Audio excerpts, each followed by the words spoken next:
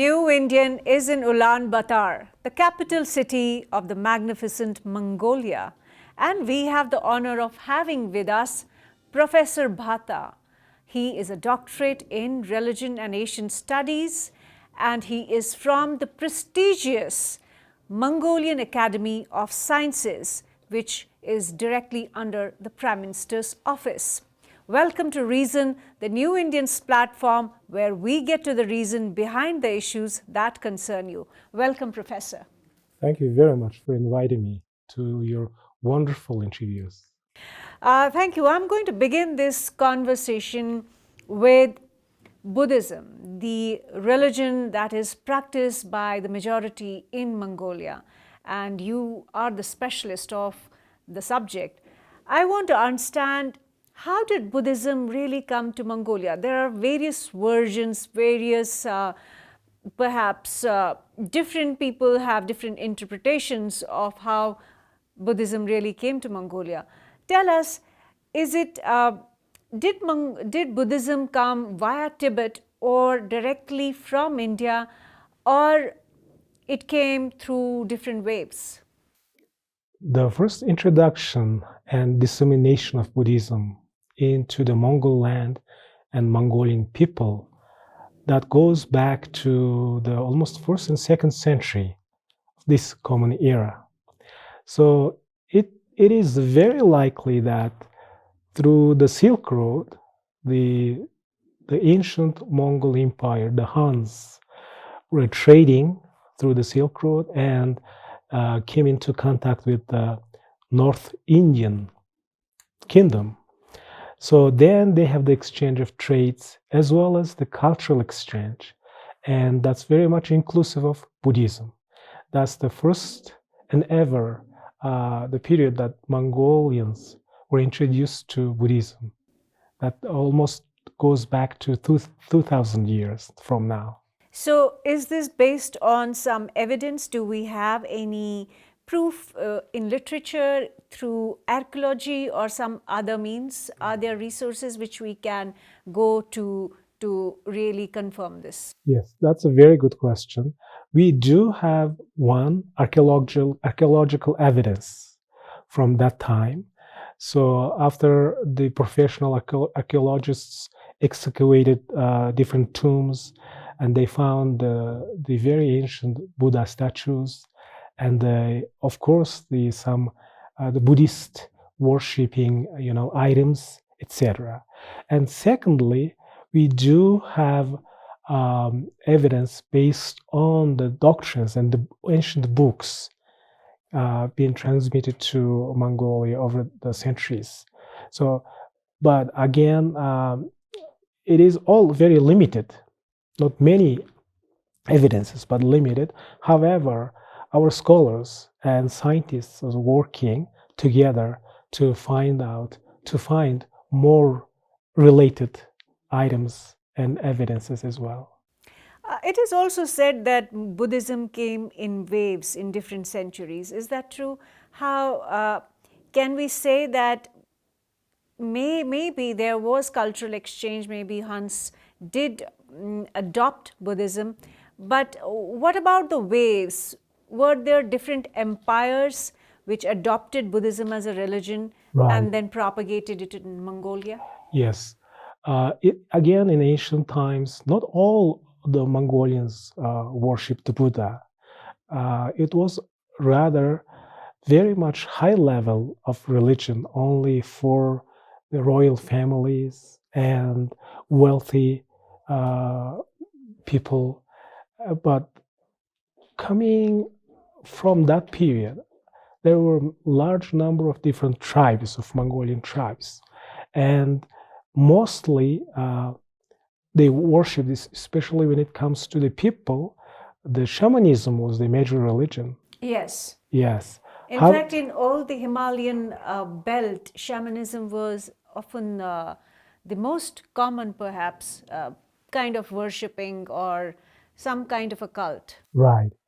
But gradually, Buddhism has had some influence on as we say it, on the upper level of society, especially the ruling families of Mongol tribes. And unfortunately, it wasn't a very accepting condition at that time. So only this elite people of the society at that time try to adapt as well as try to disseminate the Buddhist teachings as well as culture. So, which was the first ruling family or ruling empire which had adopted Buddhism and then was also disseminating the same? According to the ancient history of the Mongols, that a couple of tribes from the Han Dynasty, but the scripture doesn't exactly name the tribe itself, but the Han certainly was a huge dynasty that occupied vast land. So that again, Buddhism coming through North India and the current Afghanistan and Mongolia through the Gobi Desert came to Mongolia. And was Tibet excluded from this? At that time, Tibet was excluded. And Buddhism was introduced to Tibet the 7th century. So now we are talking about the 2nd and the 3rd centuries, right? Yeah. So Buddhism was yet to reach Tibet, and in a way you are saying Buddhism had already influenced the ruling elite in Mongolia before it went to Tibet. That's correct. That's fascinating. So Hans, but what was Genghis Khan's practice? What did he believe in? A lot of people often, think that he was perhaps Buddhist, and some people say that he wasn't. He had his own religion. From the scientific perspective of religious studies, of course, some Buddhist scholars say that Genghis Khan was a reincarnation of Vajrapani. That's the Buddhist deity. But most of the people of today's Mongolia believe that Genghis Khan was, strong faith, had a strong faith in shamanism, but it differs. If you study the history of the Mongols as well as the history of the Genghis Khan, and one thing is very clear, that Genghis Khan was very tolerant of different religions. Okay, he accepted welcomed pluralism and accepted different sects of religions as well as different faiths. For instance, Christians and Muslims and Buddhists, they all lived in a peaceful way at the Genghis Khan's time. So Genghis Khan is 12th century. What happens between 3rd century and 12th century? You're saying that Buddhism reached Tibet around 7th century. What happened in Mongolia in terms of Buddhism between these centuries? Unfortunately, again, after the collapse of the Han dynasty, and then there were different dynasties of Turkish Empire, different dynasty of ogres, and they had all their own religions. And unfortunately, it seems like Buddhism did not last long during the end of the Han dynasty. But the second wave of the introduction of Buddhism came through Tibet, as you have asked in your early questions. So that goes back to the 12th and 13th century. But at the time, the different Buddhist religious sect, as we call it, Sakyapa, came to Mongolia, especially during the Yuan dynasty. It was very popular, both in the Yuan dynasty as well as in Tibet. So again, it has played an important role in spreading Buddhism, but it was more like a Tibetan Buddhism at the time. So you are saying the second wave happened in 7th century or 8th century or later? Yeah, we are talking about the second wave coming to Mongolia, second wave of Buddhism coming to Mongolia. We are talking about here 13th century. 13th century. Yeah, during the Yuan dynasty. Okay, so that is, so the first wave was around second or third Right. century. Second is around 13th century. Right. So during Genghis Khan's time, we didn't have much of Buddhism. It was rather Genghis Khan's grandson's time that the second wave was introduced to Mongolians under the Yuan dynasty, Yuan ruling. And it at that time, once again, Buddhism served the aristocrats of the society, right? And again, wasn't able to reach out the public and the mass people. And that's why it did not, again, last long. So what did common people practice? You're saying even in 12th century, 13th century, common people were into shamanism? Yeah, most of the people, they were into shamanism. They were the followers, active followers of the shamanism, definitely, yes.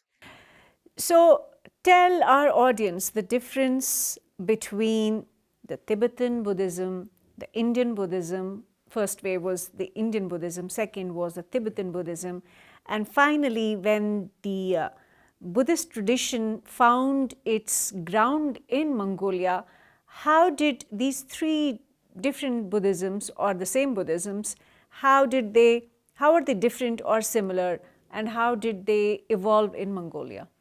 It's a very good question. For instance, the origin of Chinese Buddhism actually came from India, as we all know, and then over the centuries, it became more of a Chinese Buddhism, absorbing the core and key cultural aspects and assimilating it with the Buddhist values and Buddhist concepts, and gradually become a Chinese Buddhism, interestingly enough. And the Koreans and the Japanese, they adopted their Buddhism from China. China, yeah.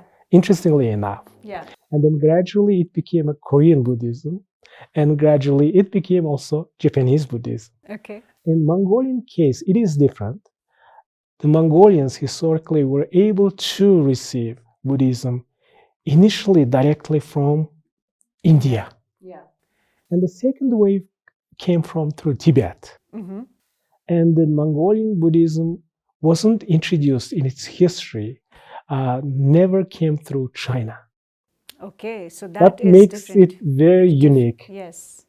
That's why still many Mongolian people believe that India is not only our third neighbor in a political and economic sense, but our Indian brothers and sisters are very close because of Buddhism and Buddhist culture. As Prime Minister Modi actually called India and Mongolia as spiritual neighbors. Spiritual neighbors. And I really like that term, spiritual neighbors, but at the same time, we have this spiritual brotherhood and sisterhood relationship. Yes.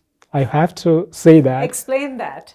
So to explain that, we have adapted many cultural, values, as well as even from the linguistic perspective, a number of writings, the square, alphabets and the Tibetans, all based on the Indian alphabets, right?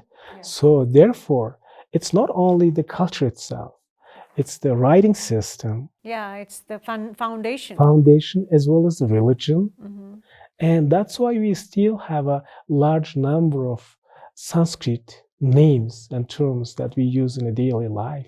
Yeah. So again, the Mongolian Buddhism came to Mongolia through India for the first time. So isn't Tibetan Buddhism also unique in that sense, because it came from India? Directly from India. Right. And Tibetan Buddhism hasn't really become Chinese Buddhism. Definitely.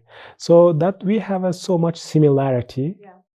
And that's perhaps it was the reason the second wave came from through Tibet. Again, not China. Not China, yes. So What are the different elements or components of, say, Indian, Tibetan, Mongolian Buddhism and the Chinese Buddhism? Are there any variations? Are they different, really? yes, indeed. Again, the welcoming soil that Mongolians first welcomed Buddhism from India, the soil itself, the foundation was the nomadic culture. Yes. But if you take a close look at the Chinese history, there's the civilizational difference. Yes. It's the nomadic and pastoral society welcoming and receiving Buddhism, Buddhist culture and values and teachings, and preserving it in that way. Yeah, the original form. In original form. But the Chinese Buddhism in rather different, because of its civilization, yes, and because of its mindset, and because of its language itself. The Chinese language, they had to translate, they had to readjust. All these ancient Indian concepts and teachings of Buddhism. So therefore, definitely, it's very, very different. But if you had to explain it to layperson that this is different, how would you say that they are different? Like, for an ignorant person, Buddhism is same everywhere. Of course, when it comes to the teachings, when it comes to the meditation, when it comes to the philosophy, certainly there are so much resemblance and so much similarities, because it's all different traditions and all different cultural aspects go back to the origin of the Lord Buddha's teaching. Yes, we have to admit that. But over the centuries, when Buddhism was introduced to different nation states and different cultures, again, not only based on the traditional cultures and languages, the core aspects of the Buddha's philosophy of enlightenment and Buddha's teachings on the enlightenment as well, it remained the same, I believe. It remained the same. But of course, difference lies in the foundational aspects of the traditional culture itself, traditional way of life, and traditional language. Yes. And to some extent, even the weather and the climate of that nation state influenced the nature of Buddhism in that nation state as well. Okay, so Buddhism also is said to have two different schools. Which kind of school or which school is practiced in Mongolia? And what are those two kinds? How have those two schools of thought evolved around the world and in Asia? Right. So as you know, the Hinayana, as we call it, right, the lesser vehicle, it does not mean less. It means the elders of that's a very classical Orthodox Buddhist teachings coming from India, spreading throughout Southeast Asia, including in South Asia, including Sri Lanka, in Southeast Asia, including Thailand, Myanmar, Laos, Cambodia, to some extent, Vietnam.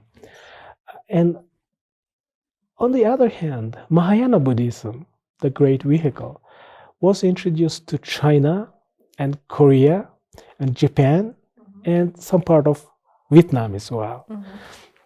So we have, from the religious studies perspective, is that especially comparative religion, we have rather Tibetan Buddhism as a dominant religion in Mongolia. But over the years, the Tibetan Buddhism became a Mongolian Buddhism to some extent. And we call that Vajrayana Buddhism. Okay. So of course the teachings and philosophy, there are so many differentiating elements and aspects, Okay. in Mongolia as well as in Tibet. That's why we also look up to initially, and we always look up to our Indian brothers and sisters. That the Buddhism came from India. We have learned so much, and secondly, we look up to the Tibetan people because we have so much similar, cultures. Yeah. And Buddhism is almost the same as Tibetan Buddhism and Mongolian Buddhism. Of course, Mongolian Buddhism has enriched itself with lots of cultural as well as traditional values. So we, in a sense, Mongolia, as of today, very proud that even though it's only has 3.5 million people, but and located quite distantly, geographically distant from our Indian friends, but still we feel very close, Yeah. not only in hearts, but as well as in mind. Mind, yes. It's the same philosophy. Um, when you look at Buddhism around the world today, even though it's spread far and wide, people of different cultures and communities have adopted Buddhism. People, even if they're not Buddhist, they would do Vipassana, they would do Buddhist meditation, they would do something or the other related to Buddhism. Do you feel that Buddhism in the world that we are living in, which is very complicated with artificial intelligence, with technology, with so much of capitalism, so much of allurement in different ways, do you think Buddhism can really last? Do you think Buddhism can have that humanistic effect on society even, say, 100 years from now? It's a very good question. It is concerning the future of our young generation, and I very much promote human rights and human dignity. At the same time, because I'm a researcher and a scholar, I have a very strong tolerance towards the different religions and different faiths. However, what makes Mongolia unique in today's world is only one aspect is Buddhism itself. And you're definitely right. And Buddhism has so much impact on individuals.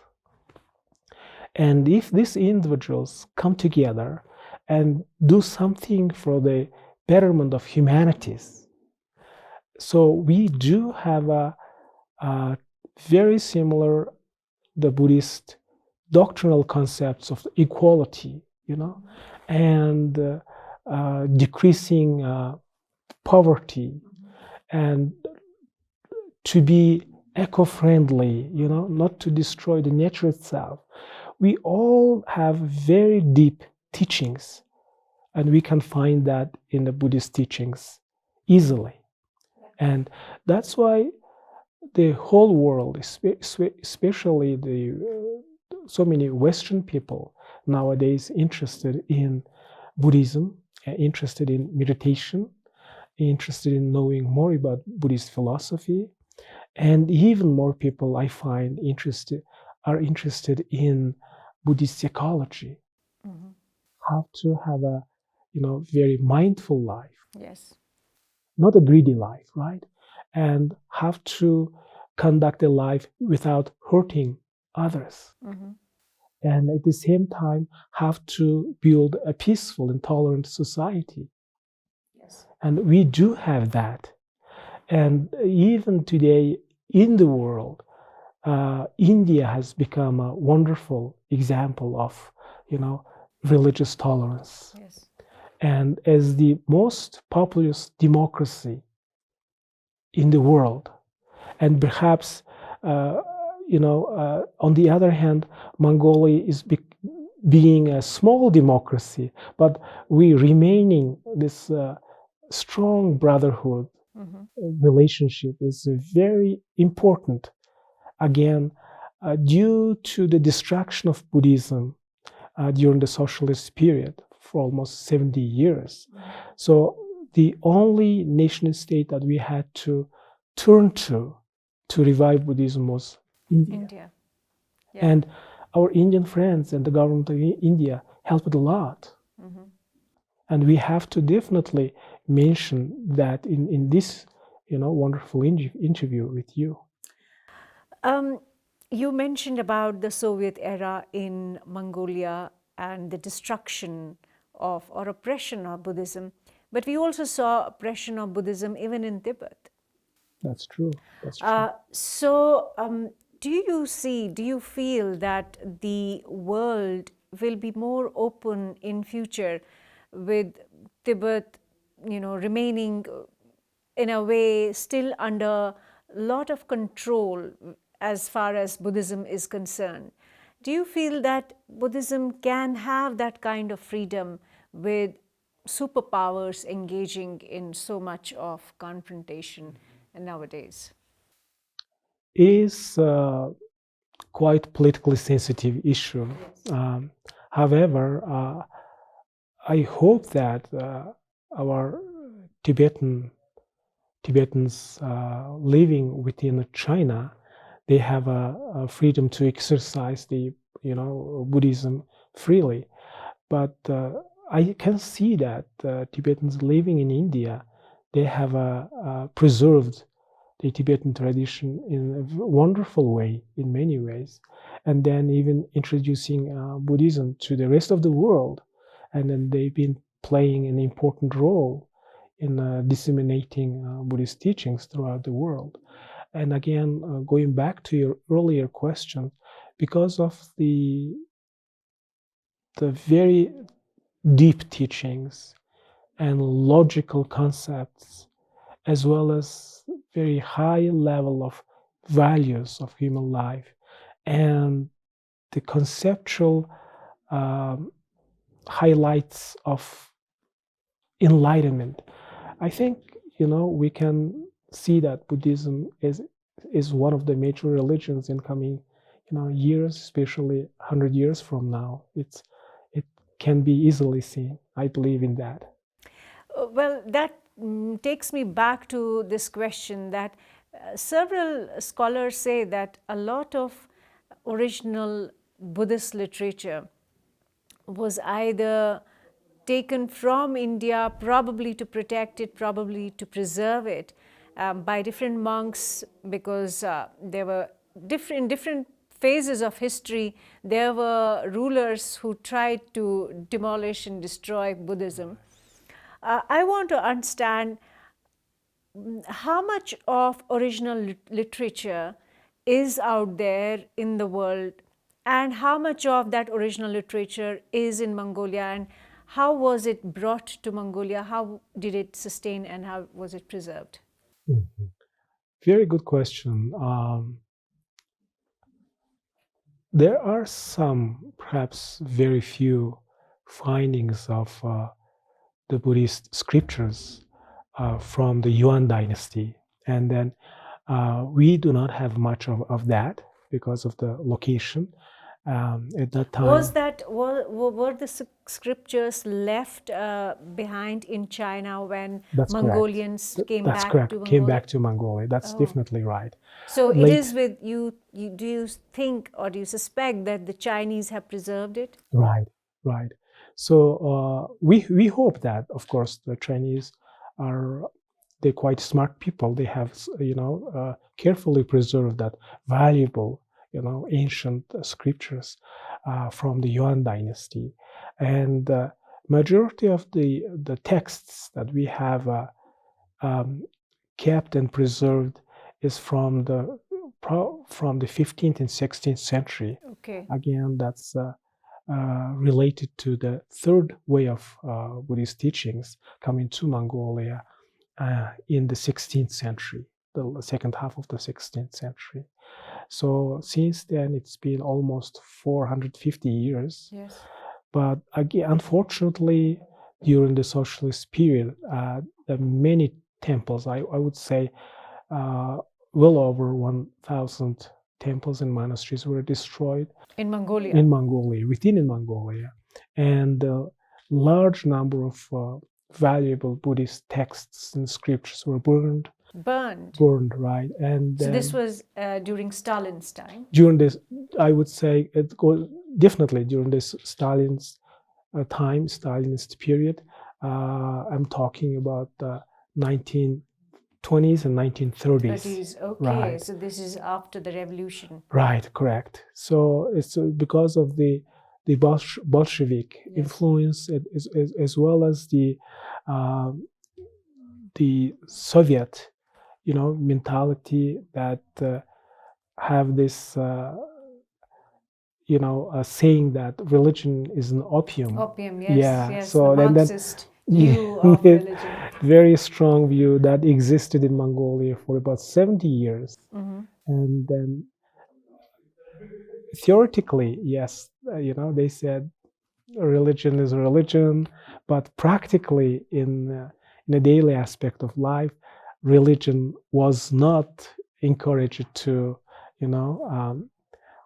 to have even people very strictly controlled, in terms of the faith, in terms of the exercising religion. And so, unfortunately, during that time, even the number is somewhere between 17 and 18,000 monks were executed.